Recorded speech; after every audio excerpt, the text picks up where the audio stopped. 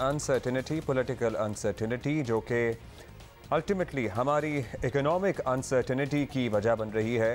खैर, economic uncertainty की और भी बहुत सी वजूहत हैं। IMF का प्रोग्राम आगे बढ़ रहा है, नहीं बढ़ रहा, किसी को नहीं पता। कल स्टॉक मार्केट का आपने हाल देख लिया, अचानक से 35 इस्तीफ़े मंजूर हो जाते हैं। ठीक है, हुकूमत इसे सरप्राइज़ दे रही है, कह रही है, लेकिन इन पे बाई इलेक्शन होगा। एट व्हाट कॉस्ट होगा? उन 35 में 33 पे अगर 2 रिज़र्व भी हैं तो इमरान खान साहब अकेले ही कंटेस्ट करेंगे तो एक ही सीट रिटेन कर सकेंगे। फिर उस पर क्या दोबारा इलेक्शन होगा? उस पर कितने पैसे लगेंगे? और पैसे तो हमारे पास कितने ही हैं, ये तो सबको पता ही है, बहुत ही है ना। अच्छा, मुनीब फारूक हमारे साथ हैं, ज़रा उनसे भी समझ लेते हैं। Muneeb, let's point it towards Punjab right now. The conversation time हमारे पास हमेशा कम होता है। केयर टेकर सेटअप का बताएं, आपको क्या लग रहा है कि क्या होने वाला है? देखिए, जो इस वक्त सूरत हाल है वो पार्लियामेंट्री कमेटी में तो चला गया है मामला, और 6 मेंबर्स की पार्लियामेंट्री कमेटी है स्टार्टिंग टुडे। उनके पास 3 दिन का वक्त है, और मेरा नहीं ख्याल कि जितनी हॉस्टिलिटी है अमंग्स्ट द टू साइड्स कोई कंसेंसस हो पाए। हाँ, हो सकता है कुछ सरप्राइज आ जाए या कोई खास जादू की छड़ी चले तो कोई मामला आगे चल पड़े। यहीं पर ही सियासतदानों की इज्जत तो इसी में ही है कि आपस में बैठ के मामला हल कर लें, लेकिन लग ये रहा है कि मामला आपस में हल होगा नहीं, क्योंकि कल जो नॉमिनेशन आई हैं PDM की जानिब से, उनको तो मजाक करार दिया है PTI ने। तो मुझे ये लग रहा है कि मामला इलेक्शन कमीशन के पास जाएगा, और जो इस वक्त देखिए आपको अंदाजा हो जाता है कि कौन सा कंटेस्टेंट या कौन सा जो कंटेंडर है उसके ज्यादा चांसेस हैं। अब आई थिंक ज्यादा जो मुझे चांसेस लग रहे हैं वो मोहसिन नकवी साहब के लग रहे हैं। उनका एक ये भी है कि वो सियासी तौर पर बहुत बाअसर शख्सियत है, पावर सर्कल्स के अंदर बहुत वेल कनेक्टेड है, और फिर उनके सभी से अच्छे रवाबित हैं, ज़ाहिर खानदानी रवाबित हैं, चौधरी खानदान से भी, जरदारी साहब से भी, मुस्लिम लीग नून से भी। तो आई गेस लेट्स सी, वो सबको एक्सेप्टेबल हो भी सकते हैं, एक ये भी हो भी सकते हैं, बिल्कुल हो सकते हैं, बिल्कुल हो सकते हैं।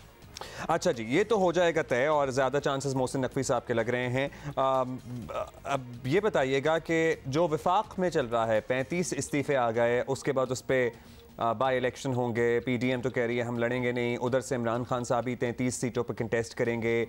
सो वहाँ आपको लगता है कि हुक्मरान हो या फिर अपोजिशन में बैठी हुई पाकिस्तान तहरीक इंसाफ हो, किसी को ये फ़िक्र है कि कल फिर आटे की लाइन में लग के एक बंदा मर गया और मुल्क के ऊपर डिफ़ॉल्ट का ख़तरा मंडला रहा है, और आपको ये भी इदराक है कि आवाम इन सब को नोट कर रहे हैं?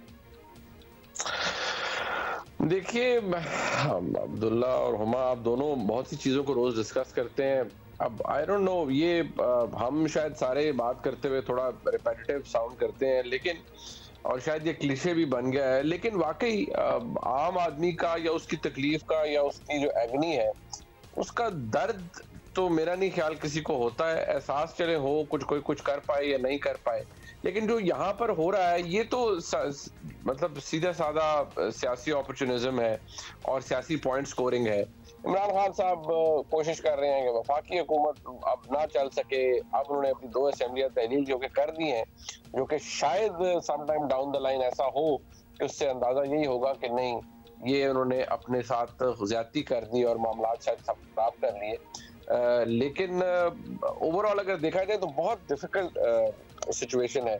अब ये इस्तीफों का मामला आ गया है, जो स्पीकर साहब ने किया नेशनल असेंबली के, उसे भी मैंने कल भी कहा कि मैं अगर 2 नंबरी का लफ्ज इस्तेमाल करूँ तो वो बड़ा सख्त हो जाएगा।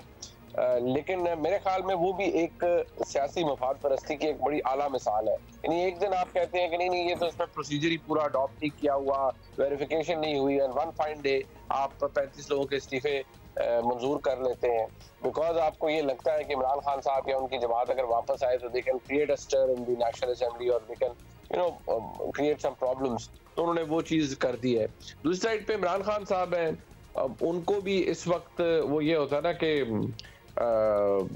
टोटल पावर और नथिंग एट ऑल। सो इमरान खान साहब को भी यही है कि मुझे सब कुछ मिल जाए या अदरवाइज तो फिर कुछ भी किसी के लिए कुछ बचेगा, अदरवाइज पूरा घर ही चल जाए, उन्हें फिक्र नहीं है। साथ ही गवर्नर ने ताज़ा तरीन हमारे पास ये है कि खैबर पख्तूनख्वा असेंबली डिसॉल्व करने की असेंबली पर दस्तखत कर दिए हैं। अच्छा, आपको लगता है Punjab is going to be a battlefield, लेकिन खैबर पख्तूनख्वा में भी PTI को सोचना नहीं चाहिए? लोगों ने मैंडेट दिया, इतने साल से हुकूमत कर रहे हैं, कारकर्दगी आवाम के सामने है, लोगों का दिया हुआ मैंडेट अब छोड़ के बैठे हुए हैं। आपको लगता है कि इसका उलट असर भी हो सकता है पख्तूनख्वा में आने वाले इलेक्शन में? अब्दुल्ला, आप देखें हमारे मुल्क में ना अनसर्टनिटी तो है, जिस तरह भी आप भी कह रहे थे, लेकिन इस दफ़ा एक चीज़ ये भी टेस्ट होगी। ये 2017-18 में तो हमने देखी कि उस वक्त रियासत की मशीनरी ने भी जिस तरह इमरान खान साहब के लिए मामला स्टिचअप किए और इमरान खान साहब को बाकायदा तौर पर लॉन्च किया गया और उनकी हुकूमत बनाई। By the way, Pakhtunkhwa assembly भी तहलील कर दी गई है। अब कंटिन्यू कीजिएगा Munib, that's the breaking news. Khyber Pakhtunkhwa assembly तहलील हो गई है। तो ये दोनों असेंबलियां तहलील हो गई हैं, लेकिन अब देखना ये है कि क्या इमरान खान साहब के हवाले से जितना वो इस वक्त एस्टेब्लिशमेंट की रॉन्ग साइड पर मौजूद है, यानी उन्होंने, सबको पता है कि उन्होंने मौजूदा आर्मी चीफ की तैनाती के अंदर कौन कौन से रोड़े अटकाए और क्या क्या किया और किस किस नहज पर जाके किया, ये तो it's an open secret now. और इसलिए और उनकी जो इस वक्त हॉस्टिलिटी है, और क्या इमरान खान साहब के हवाले से भी एम्बिशन वही है रियासत का और ताकतवर हलकों का जो भी नवाज शरीफ के खिलाफ 2018 में था, जिस तरह से उनको साइडलाइन किया गया, उससे पहले सियासी तौर पर फारिग किया गया, पार्लिमानी सियासत के लिए फारिग किया गया, क्या इमरान खान साहब के लिए भी यही एम्बिशन है? और क्या मुनीब, हमें एक हेडलाइन ब्रेक लेनी है, आप प्लीज हमारे साथ ही रहिएगा। अभी खैबर पख्तूनख्वा असेंबली भी तहलील हो गई है, इस बारे में भी जरा डिस्कशन और आगे बढ़ाएंगे।